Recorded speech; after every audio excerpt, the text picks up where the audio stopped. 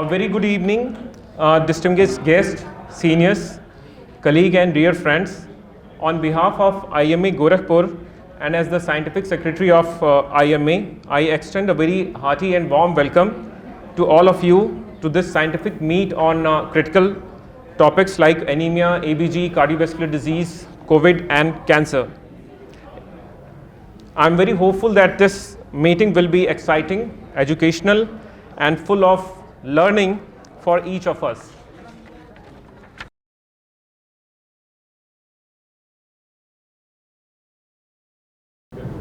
Thank you, sir. Honorable dignitaries of the IMA, distinguished members of the IMA, a very warm welcome and good evening to you all. I'm just going to talk about this COVID-19 and way forward. आप सोच सकते हैं कि इतना common topic पे बात करने की क्या ज़रूरत है. Simply I have taken this topic because अभी भी सोसाइटी में, कॉमन सोसाइटी में जो है fear, panic, reaction, myth, rumour पूरे फैले हुए हैं. और ये कहना कि सोसाइटी में फैला हुआ है ऐसा नहीं है, ये हम आपके बीच में भी कभी कभी बातें आ रही हैं और ए लॉट ऑफ क्वेरीज आ रही हैं. जबकि होना ये चाहिए कि हमारा कंसर्न, केयर, रिस्पॉन्स होना चाहिए. तो इसके लिए हम क्या कर सकते हैं? तो बेसिकली एक फियर है क्यों? ये डिसीज़ के लिए इस कोविड-19 से हम डरे हुए हैं. क्यों? क्योंकि इससे जो रिलेटेड जो है डिस्कम्फर्ट, डिसेबिलिटी, डेथ जो है उसकी वजह से डरे हुए हैं.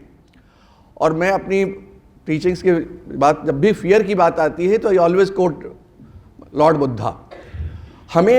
हम उस लैंड को बिलोंग करते हैं जहाँ की टीचिंग्स पूरी दुनिया में फैली, लेकिन हम उसको ग्रैस्प नहीं कर पाए. और उनकी जो 3 टीचिंग्स हैं वो हम सभी को फॉलो करना है. अगर हम उस पर चलेंगे तो फियर नाम की चीज़ खत्म हो जाएगी. एंड दैट इज़ द बुद्धम शरणम गच्छामि, संघम शरणम गच्छामि एंड धम्मम शरणम गच्छामि.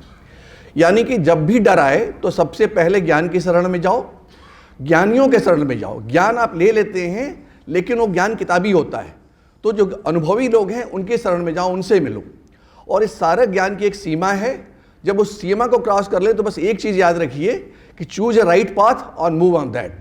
तो अगर आप जब भी कोई नॉलेज नहीं है, कोई चीज़ नहीं मालूम है, तो जो सेंचुरी से चला आ रहा है, जिसको आप राइट पाथ मानते हैं, उस पर चलते रहिए, यू विल बी विनर.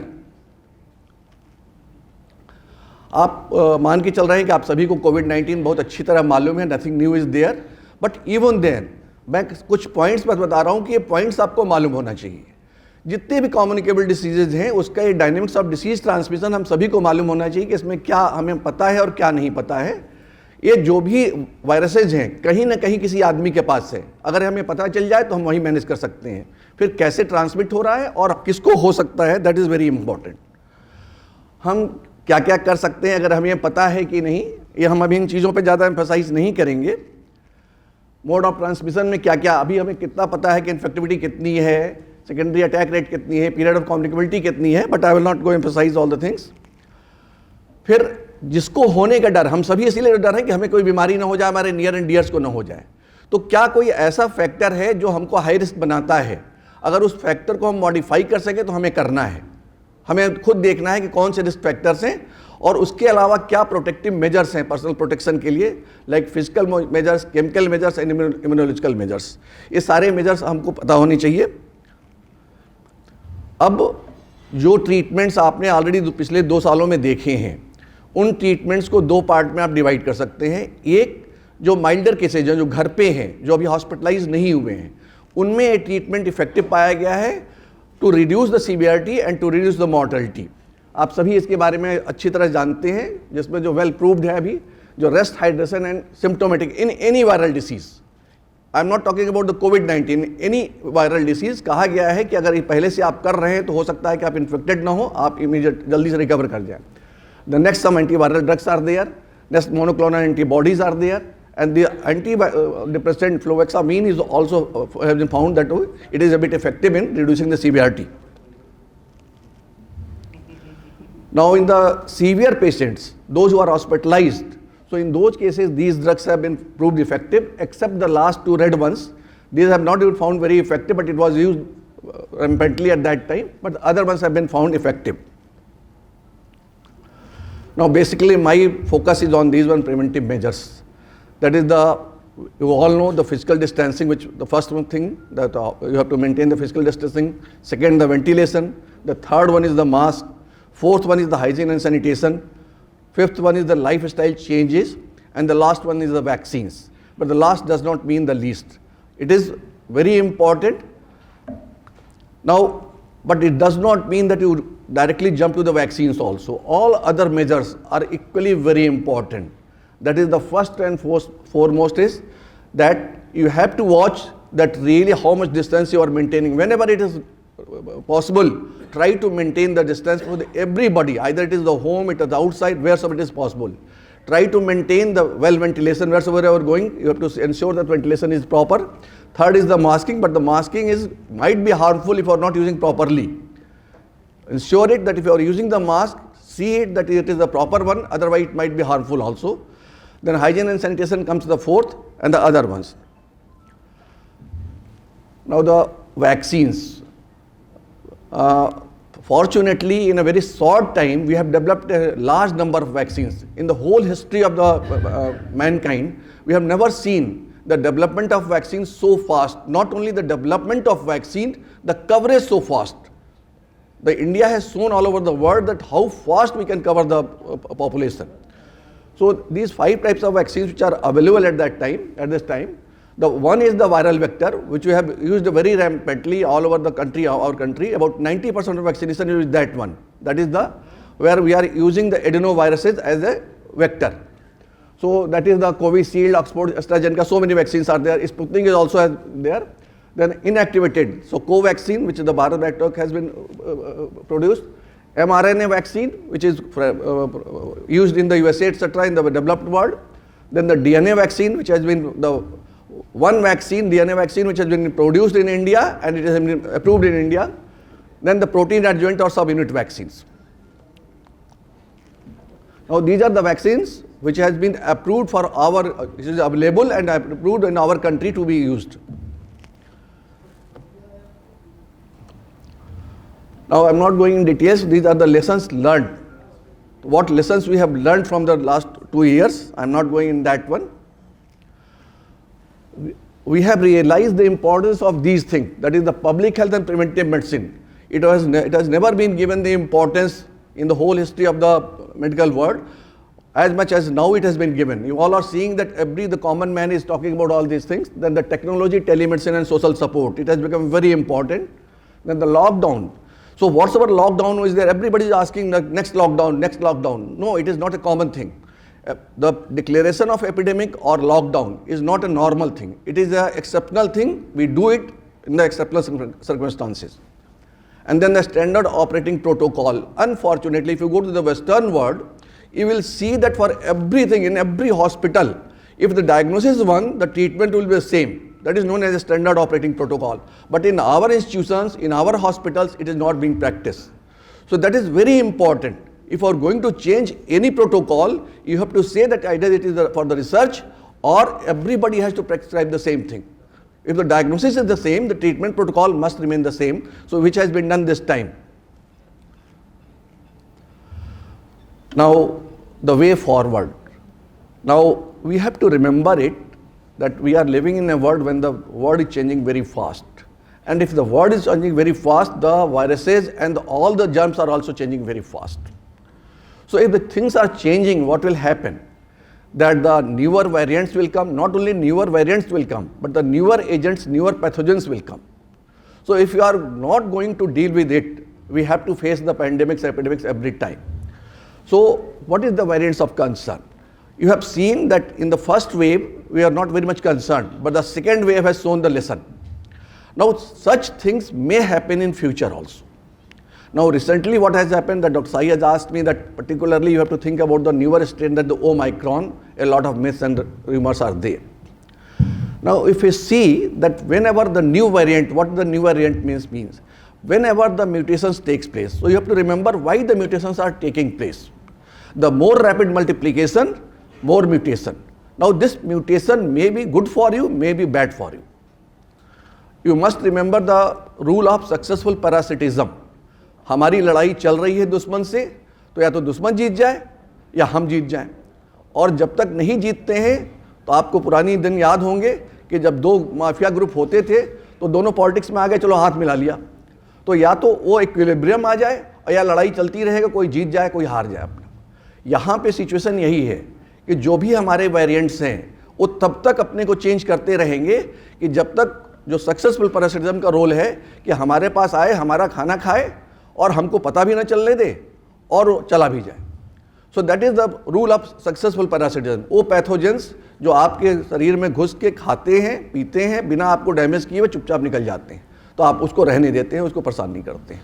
तो हम उसी का इंतजार करते हैं। जब भी कोई नया वेरिएंट आता है तो हम उस चीज़ का इंतजार करते हैं कि या तो हम शुरू में उसको ख़त्म कर दें, otherwise we wait for it कि भैया तुम भी रहो और हमें भी रहने दो। तो we are waiting for that time and might be not sure about it the newer variant which has come, we are hoping so that might be Omicron will be like that one. We are hoping so, not still sure. लेकिन अभी तक की जो situation है वो immediately change होता रहता है। अभी जिस पॉपुलेशन को हम देख रहे हैं वो साउथ अफ्रीका के पॉपुलेशन को देख रहे हैं। दूसरी कंट्रीज़ की क्या होगी पता नहीं, क्योंकि जो अभी एक डायलेमा है कि जो वेस्टर्न वर्ल्ड है वहाँ वैक्सीनेशन का रेट ज़्यादा है। अगर पॉपुलेशन का देखिए तो maximum population has been immunized there, लेकिन वहाँ मॉर्टलिटी अभी भी ज़्यादा है। जो हमारी कंट्री में पता चला कि उतना वैक्सीनेशन रेट नहीं है लेकिन मॉर्टलिटी कम रही।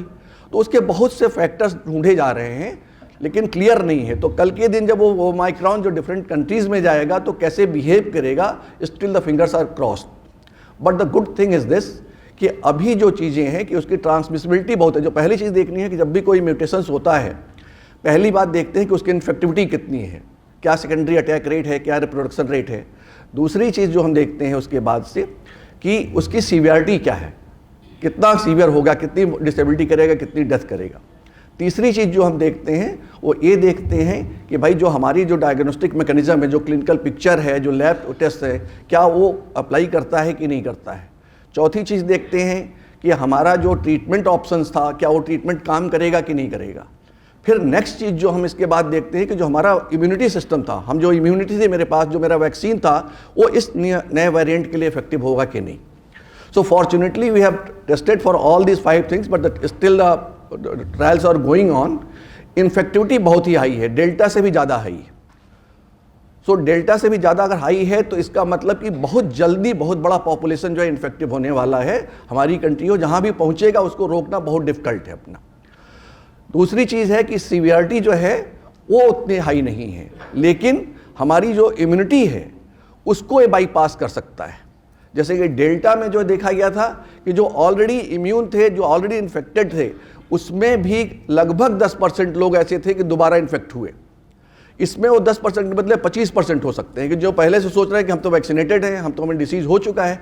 25% people may be again infected, but the only solace is that they will not have the severe disease. ये एक अच्छी चीज़ है। जो डायग्नोस्टिक फीचर्स है अभी भी वही RT-PCR, वही भी क्लिनिकल पिक्चर, सिवाय इसके क्लिनिकल पिक्चर में सीवियरिटी नहीं है और अदरवाइज पिक्चर्स वहीं पे हैं, लेकिन जो न्यूरोलॉजिकल इन्वॉल्वमेंट था वो नहीं पाया जा रहा है। ये अच्छी चीज़ है उसमें अपना। तो अब इस ओमाइक्रॉन के लिए जो अच्छी चीज़ है कि हमारी जो वैक्सीनेशन है वो वैक्सीनेशन जो है इन्फेक्शन रेट को बहुत कम तो नहीं कर पाया है, लेकिन सीवियरिटी और death, all the vaccines, I am not talking one vaccine, what's ever vaccines are available, all the vaccines all over the world has been proved to be that it is reducing the severity and it is reducing the death. तो chances बहुत कम हो जाते हैं। अगर आप already बहुत ही prone नहीं है, लॉट ऑफ कोमॉर्बिडिटी नहीं है, तो आप में डेथ होने की और बहुत सीवियर डिसीज होने के चांसेस कम है अपना। अब बेसिकली जो है हमको 2 चीज़ों पे फोकस करना है कि हमारे जो वैक्सीन्स जो हैं, नए जो वैक्सीन्स आए हैं और जो ये वेरिएंट्स हैं, इसके बारे में हमें क्या सोचना है अपना। तो हमारे जो वैक्सीन्स हैं, अक्सर पूछा जाता है कि साहब कौन सा वैक्सीन लें, कौन सा वैक्सीन नहीं लें, एडिशनल डोज लें कि नहीं लें, बूस्टर डोज लें कि नहीं। होता क्या है कि अब आपको एग्जाम्पल कोट कर रहे हैं, वेस्टर्न वर्ल्ड तो छोड़िए, यहाँ पे दिल्ली में ऐसे ऐसे लोग जो है जो 8-8-9 डोज ले चुके हैं। वो किसी जो इन्फ्लुएंशियल पोजीशन में है वो जा के हर महीने जो है नए डोज लेके चले आ रहे हैं।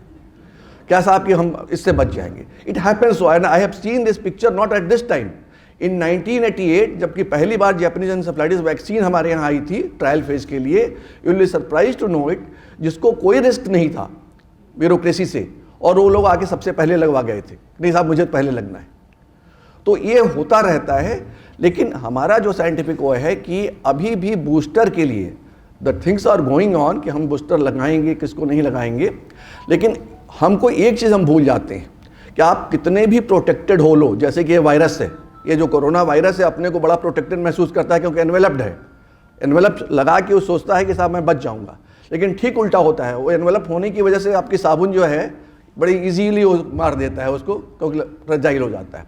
उसी तरह से हम सोचते हैं कि हम प्रोटेक्टेड हो गए, हमने इतने वैक्सीन लगवा लिए, वो लगवा लिए, लेकिन अगर सोसाइटी में प्रॉब्लम है, अगर मेजॉरिटी अनवैक्सीनेटेड है, तो आप कभी प्रोटेक्टेड नहीं हो सकते, आप कुछ भी कर लें। तो इंश्योर ये करना है कि मैक्सिमम लोग, आप भले ही 2 लगाए तो और लोगों को भी 2 लग जाने दीजिए, रादर देन 10 लगवा के और किसी को 2 भी नहीं लगा, तो that will be problem 1, and that what's we are playing in the all over the world कि इनइक्विटेबल पॉपुलेशन रहेगा। अगर अफ्रीका में किसी को नहीं वैक्सीन लगा और आप सबने लगवा लिया, तो रिस्क आज नहीं आएगा, कल आएगा। So that is very crucial कि आप एडिशनल डोज और बूस्टर डोज के लिए दोनों में बेसिक डिफरेंस क्या है। एडिशनल डोज तब कि जब आपकी इम्यूनिटी वीक है और आप एक्स्ट्रा डोजेज लेना चाहते हैं। बूस्टर डोज तब जब आप कहते हैं कि साहब आपका मेमोरी सेल्स डेवलप हो चुके हैं और अब जो हम लगाएंगे वो आपके रिस्पॉन्स को बूस्ट करेगा। तो बूस्टर डोज यूजुअली जो है 6 मंथ्स के पहले नहीं लगाना है, जो प्राइमरी डोज है उसके 6 महीने बाद। इसीलिए कहा जाता है कि अगर आपको इन्फेक्शन भी हुआ है, तो अगर कोई बहुत बड़ी एपिडेमिक नहीं चल रही है, तो 6 महीने वेट करेंगे तो उसका ज़्यादा बेहतर रिस्पॉन्स आएगा। So normally we are waiting for it कि अगर अभी ओमाइक्रॉन के लिए बूस्टर डोज का रिस्पॉन्स का ट्रायल चल रहा है, गवर्नमेंट तभी वो करेगी कि जब उसको लगेगा कि हाँ भाई अब हमें बूस्टर डोज के लिए हम वो करें। A lot of trials are going on, might be in near future it will be decided. So thanks to you all, sir. If I will love any queries, any comments. Thank you, Dr. D.K. Srivastava, for excellent presentation. You have actually summed up the whole history of this pandemic along with the recent scientific update. Now the audience can ask questions. I will request to limit, seeing the scarcity of the time, number of questions. European countries are recommending the booster dose. Yeah. Isn't it? So the government of India is not recommending because we have not covered the whole population with the first dose and second dose. Secondly, the children below 18 years and 12 years have not been covered so far. Yeah. So is it because of the economics or the availability of the vaccine for whole country that we are holding back the recommendation of booster dose? If you see in the public health, what so many things we are seeing, so many things we have to consider. But the most important thing is that we are not advising the booster dose because the ICMR is conducting a trial to see it that what is the impact of this booster dose after the 6 months in case of the Omicron. Still the results are not ready. So once the results will be ready, that really this booster dose is going to be very effective for the Omicron, they will permit it to the selected population. But presently whatsoever you mentioned, that is very right, that we are in a socialist country, and in a socialist country we have to see it that nothing for the few and not ignoring the whole population. So we are focusing more on the public at first.